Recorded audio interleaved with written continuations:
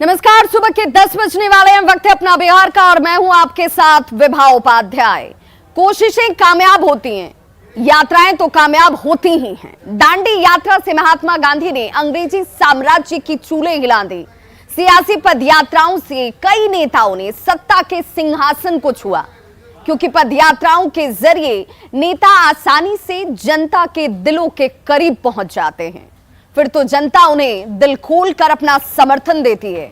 बिहार की धरती एक बार फिर से पदयात्रा का गवाह बनने जा रही है। इस बार ये पदयात्रा प्रशांत किशोर की तरफ से निकाली गई है और इस यात्रा पर निकले रणनीतिकार प्रशांत किशोर का मकसद है बिहार को, लोगों को उनका सुराज दिलाना।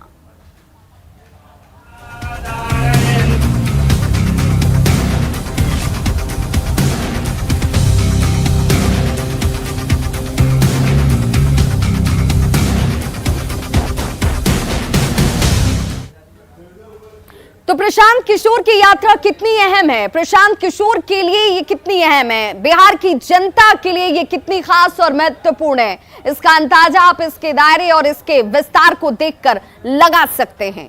यात्रा की शुरुआत बिहार के पश्चिम चंपारण के भितिहरवा गांधी आश्रम से हो रही है। इस पदयात्रा में प्रशांत किशोर 3500 किलोमीटर पैदल चलेंगे। बिहार के हर एक पंचायत, हर एक प्रखंड तक लोगों के बीच वो पहुंचेंगे, लोगों से मुलाकात करेंगे, उन्हें अपना विजन समझाएंगे, लोगों को बताएंगे कि बिहार को विकसित राज्य कैसे बनाया जा सकता है, किस तरह 10 सालों में बिहार को देश के 10 शीर्ष राज्यों में शामिल किया जा सकता है, उस श्रेणी में बिहार कैसे शामिल हो जाए। इस मकसद के साथ प्रशांत किशोर की ये पदयात्रा, जिस पर सबकी निगाहें टिकी हुई हैं, इसके लिए बतौर नेता प्रशांत किशोर क्या करेंगे, इसके लिए जनता की भागीदारी क्या होगी। प्रशांत किशोर की ये यात्रा करीब 1.5 साल तक चलने वाली है, यानी सब कुछ ठीक ठाक रहा तो 2025 के बिहार विधानसभा चुनाव से पहले प्रशांत किशोर अपनी राजनीतिक सियासी पगडंडी को हाईवे का रूप दे चुके होंगे।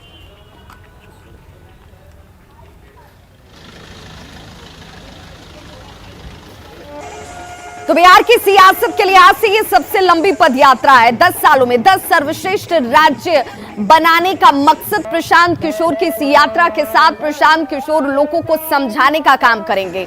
पश्चिम चंपारण का जिक्र करें तो पश्चिम चंपारण जाने के दौरान प्रशांत किशोर का काफिला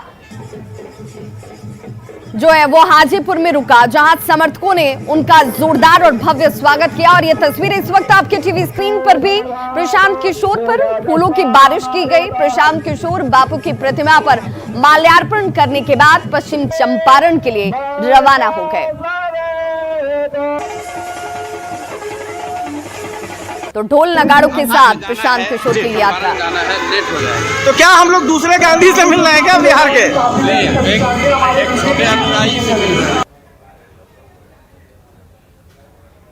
तो प्रशांत किशोर का सियासी हाईवे गांव और पंचायतों की पगडंडियों से होकर गुजरने वाला है और इसीलिए कहा जा रहा है कि उस आखिरी छोर के व्यक्ति तक पहुंचने की कोशिश हो रही है, उनके भरोसे को और विश्वास को जीतने की कोशिश की जा रही है। पश्चिम चंपारण के भितिहरवा गांधी आश्रम से पदयात्रा की शुरुआत होगी। 1.5 साल में करीब 3500 किलोमीटर की पदयात्रा करते नजर आएंगे प्रशांत किशोर। हर पंचायत और हर प्रखंड तक पहुंचना मकसद है प्रशांत किशोर का और इसी विजन के साथ आज से इस पदयात्रा की शुरुआत भी हो चुकी है। समझिए कि प्रशांत किशोर की इस पदयात्रा का आखिर मकसद क्या है, किस मकसद के साथ, किस विजन के साथ वो अपनी इस पदयात्रा को शुरू कर रहे हैं, ये समझना बहुत जरूरी है। प्रशांत किशोर 10 सालों में बिहार को देश के 10 सर्वश्रेष्ठ राज्यों में शामिल करना चाहते हैं प्रशांत किशोर बिहार को, और इसी मकसद के साथ लोगों के बीच आज से उनकी पहुंच जो है शुरू हो चुकी है।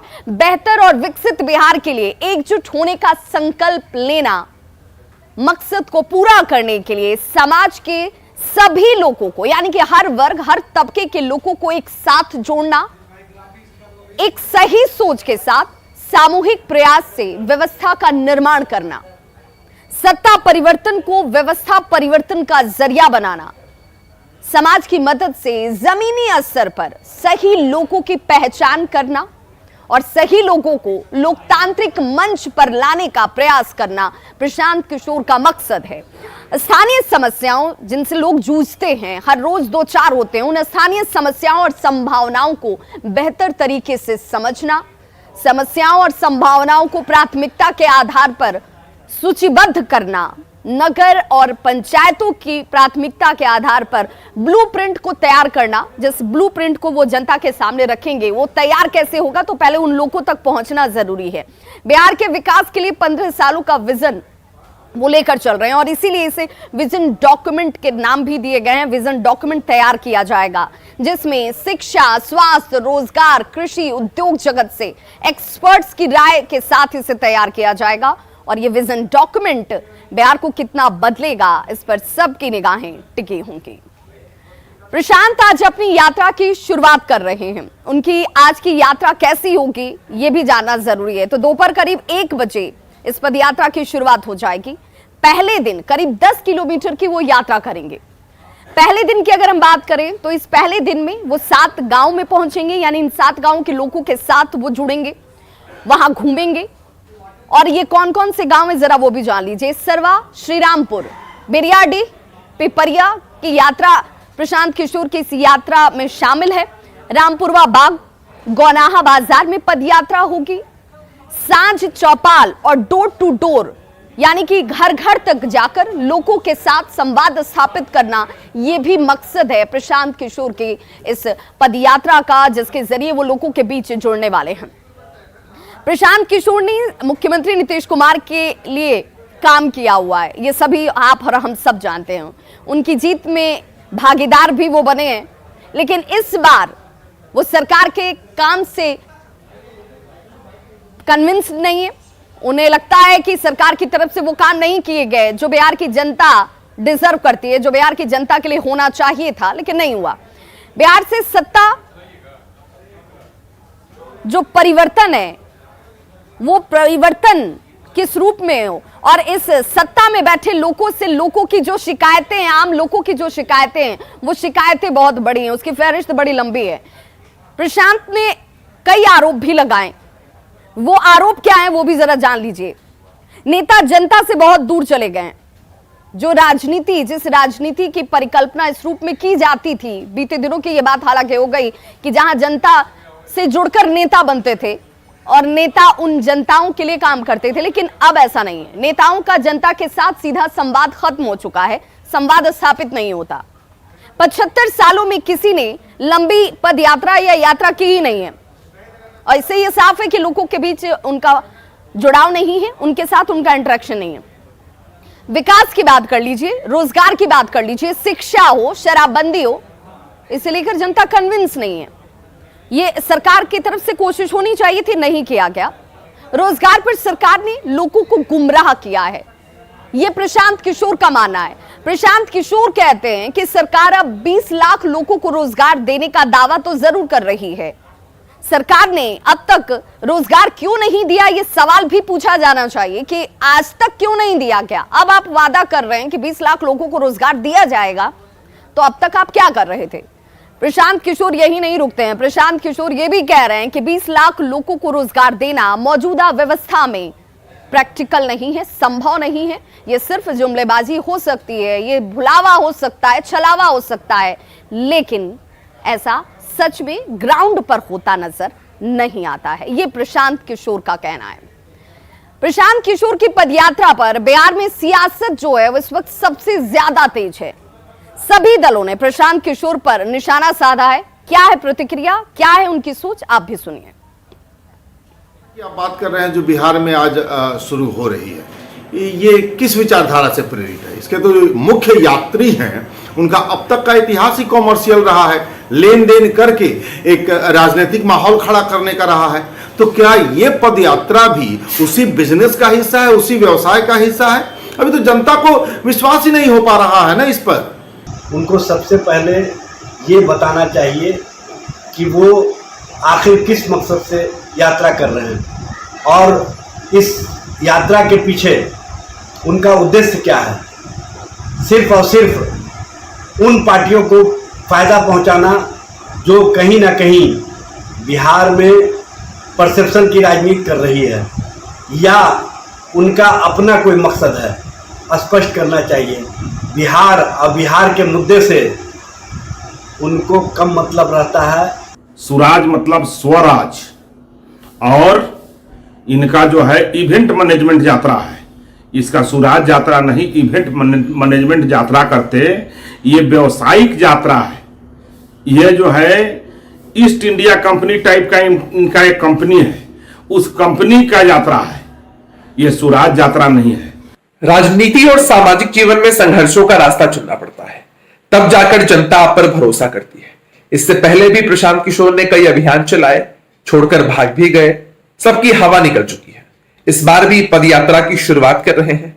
अच्छा है, करें, लेकिन इस बात को न भूलें कि पूरे देश के स्तर पर उनकी छवि एक बिजनेसमैन, एक प्रोफेशनल के रूप में है, जिसने पैसों के लिए घाट घाट का पानी पिया है, सिर्फ पैसों के लिए ही काम किया है। तो प्रशांत किशोर जन सुराज पदयात्रा पर निकले हैं और राजनीतिक दलों का ये कहना है कि व्यापारी के तौर पर उनकी छवि है और व्यापारी किस तरीके से बिहार में बदलाव लाएंगे, ये एक बड़ा सवाल है। सवालों वाली सियासत बिहार में खूब चल रही है। अब बात अमित शाह के संभावित बिहार दौरे की कर लेते हैं। 23 सितंबर को केंद्रीय गृह मंत्री बिहार पहुंचे थे। अमित शाह ने सीमांचल की धरती से शंखनाद किया था। 17 दिनों बाद अमित शाह एक बार फिर से बिहार में हुंकार भरने वाले हैं और इस बार अमित शाह जेपी की धरती से सियासत को साधेंगे। जाहिर तौर पर अमित शाह के बिहार दौरे से महागठबंधन के नेताओं की टेंशन इस वक्त बढ़ चुकी है। बिहार में फिर अमित शाह की हुंकार। भारत माता की, भारत माता की। 11 अक्टूबर को बिहार आएंगे अमित शाह। वंदे वंदे वंदे, बहुत बहुत धन्यवाद। 23 सितंबर को सीमांचल की धरती से केंद्रीय गृह मंत्री ने शंखनाद किया था। 17 दिनों बाद दूसरी बार अमित शाह बिहार में हुंकार भरेंगे। अमित शाह संपूर्ण क्रांति के प्रणेता जयप्रकाश नारायण की जयंती के मौके पर 11 अक्टूबर को छपरा के सिताब दियारा आ रहे हैं। 11 तारीख को माननीय गृह मंत्री अमित शाह जी सिताब दियारा आएंगे और वहां आकर के जयप्रकाश जी को श्रद्धांजलि व्यक्त करेंगे। जिस तरह से अमित शाह ने पूर्णिया और किशनगंज में आकर सीमांचल को साधने की पूरी कोशिश की थी, उसी तरह से सिताब दियारा से अमित शाह छपरा, सिवान, गोपालगंज के इलाकों को भी साधेंगे। जाहिर है अमित शाह के दौरे ने महागठबंधन के नेताओं की बेचैनी बढ़ा दी है। भाई बाकी कहीं जाते हैं तो मदद करने की घोषणाओं की बरसात कर देते हैं, लेकिन यहाँ पे कुछ बताते नहीं है। और यहाँ तो और भी जो हमारा संवैधानिक संघीय व्यवस्था के तहत जो हमारा अधिकार रहता है वो भी हमें नहीं मिलता है। देखिए कोई फर्क नहीं पड़ता है कि उनको भी लग रहा है कि महागठबंधन का जो सरकार बना है तो इसीलिए वो बार बार आ रहे हैं, उनको खिंचाव हो रहा है। लगता है कि भाजपा वो छोड़ेंगे बहुत जल्दी और उनको खिंचाव हो रहा है महागठबंधन में आने का, इसीलिए बार बार दौरा लगा रहे हैं बिहार का। 23 सितंबर को पूर्णिया की रैली में अमित शाह ने 31 मिनट के भाषण में 22 बार लालू नीतीश का नाम लेकर निशाना साधा था। उम्मीद है कि जेपी की धरती से भी शाह का निशाना इस बार और तीखा होगा। छपरा से संतोष कुमार और पटना से शैलेंद्र और रवि एस नारायण की रिपोर्ट। वंदे, बहुत बहुत धन्यवाद। कटिहार में पूर्व डिप्टी सीएम तारकिशोर प्रसाद ने अमित शाह के दौरे को लेकर कहा कि केंद्र सरकार ने सिर्फ गुजरात ही नहीं बल्कि बिहार में भी बहुत सारा काम किया है और आने वाले दिनों में भी केंद्र की योजनाओं से बिहार निहाल रहेगा। भारत में अगर गुजरात के लिए कुछ चीज़ें हो रही है तो बिहार के लिए तो काफ़ी पूर्व से हो रही है और आने वाले दिनों में हमारी सरकार पूरे भारत के विकास के लिए हमारी सरकार तत्पर है। और गुजरात बिहार के साथ साथ जितने भी राज्य हैं जहां विकास की आवश्यकता है, माननीय यशस्वी प्रधानमंत्री जी के नेतृत्व में केंद्र की सरकार लगातार तत्पर है। तेजस्वी को 2023 में बिहार का मुख्यमंत्री की कुर्सी सौंपने के जगदानंद सिंह के बयान पर बिहार की सियासत गर्मा गई है। शुक्रवार को तेजस्वी ने अटकलों को खारिज जरूर किया। शनिवार को नीतीश ने कहा कि बिहार में सब ठीक ठाक है। तो सवाल है कि नीतीश को यह कहने की आखिर जरूरत क्यों पड़ी कि सरकार में सब कुछ ठीक ठाक चल रहा है। क्या बिहार में सब ठीक ठाक है? कहाँ ये सब का है ना चिंता किए हुए थोड़ी। क्या कुर्सी पर कोई किचकिच नहीं है?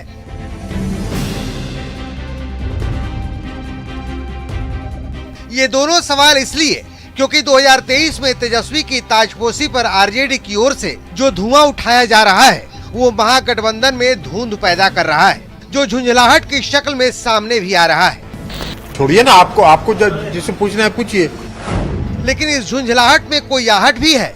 इस मुद्दे पर जब मुख्यमंत्री नीतीश कुमार से सवाल हुआ तो उन्होंने मुस्कुराते हुए कह दिया कि बाकी सब ठीक ठाक है। कहाँ ये सब का है ना चिंता किए हुए थोड़ी। कहाँ ये सब का है ना चिंता किए हुए थोड़ी। दरअसल 2 दिन पहले जगदानंद सिंह ने साफ तौर पर कहा था कि 2023 में नीतीश कुमार सीएम का पद तेजस्वी को सौंप देंगे, जिसके बाद सियासी बवंडर खड़ा हो गया था। तो देश इंतजार कर रहा है नीतीश का और बिहार इंतजार कर रहा है तेजस्वी का। हालांकि गुरुवार से उठे सियासी बवंडर को शुक्रवार को तेजस्वी ने ये कहकर शांत करने की कोशिश की कि उन्हें सीएम की कुर्सी पर बैठने की कोई हड़बड़ी नहीं है। किसी बात की हड़बड़ी नहीं है, कोई लालसा नहीं है, तो औरों को भी इस तरह के बयान से बचना चाहिए।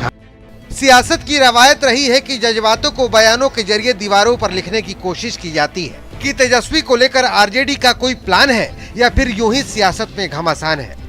पटना से न्यूज़ 18 के लिए आनंद अमृतराज की रिपोर्ट। तो नीतीश कुमार के बयान के बाद इसके सियासी मायने निकाले जा रहे हैं। बीजेपी जहां इस पर चुटकी ले रही है, वहीं आरजेडी और जेडीयू अपने अपने हिसाब से इसे लेकर बयान दे रहे हैं। पार्टी तो व्याकुल है सत्ता जाने के बाद, वो कुछ से कुछ बोलते रहती है कि उनके बयानों का कोई मतलब ही नहीं निकलता है। और सुशील कुमार मोदी तो अफवाह के मास्टर है, सबको पता है। इसलिए और आज तो पूरे तौर पर पत्र लिख करके पत्र जारी कर दिया गया है कि कोई विधायक, कोई सांसद, कोई पदाधिकारी गठबंधन के सवाल पर, नेतृत्व के सवाल पर किसी प्रकार का कोई बयान नहीं देंगे। देखिए, हमारे सर्वमान्य नेता माननीय नीतीश कुमार जी ने स्पष्ट इन सब बातों पे कोई ध्यान देने की बात से मना किया। कहा कोई चिंता न करें। कहने का मतलब इस तरह की कोई बातें होती तब न बयान देने लायक होता। और नहीं, राजद के उप मुख्यमंत्री माननीय तेजस्वी यादव जी ने भी स्पष्ट कर दिया है कि इस तरह की कोई बात नहीं है। फंसने के लिए नहीं, फंसाने के लिए जाने जाते हैं। आज पत्रकारों के सवाल में भी वो फंसे नहीं, आगे बढ़कर निकल गए सीएम के सवाल पर।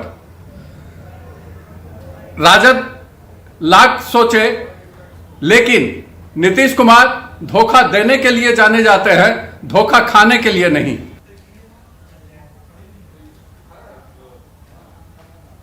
तो खबरों का सिलसिला लगातार जारी है। आप देखते रहिए न्यूज़ 18 बिहार झारखंड। यहां खबरों का सिलसिला कभी नहीं थमता।